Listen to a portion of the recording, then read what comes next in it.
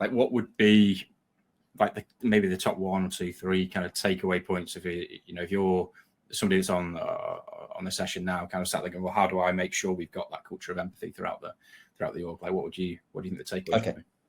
So 3 things, 2 of which are related. Number 1, the strongest measure of organizational resilience is ask 2 questions of your staff. Do you think the organization will look after you when time goes bad? Do you think your team will support you when times are bad? If you can say yes to both of those, if you can say strongly agree to both of those, you have the building blocks for a resilient organization. So number 1, we aim for resilience. To do that, we need to have empathy. And by empathy, let us assume that human beings make mistakes. That has to happen. The third thing, which ties those 2 together, is that you cannot have a secure culture unless you have a just culture.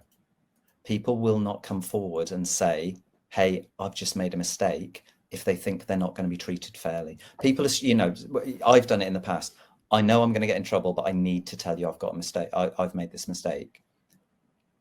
But I want that to be taken into consideration when I come forward. And I think a culture which values security, which values the psychological safety of its own employees, will be a just culture first, and a secure culture will come out of that.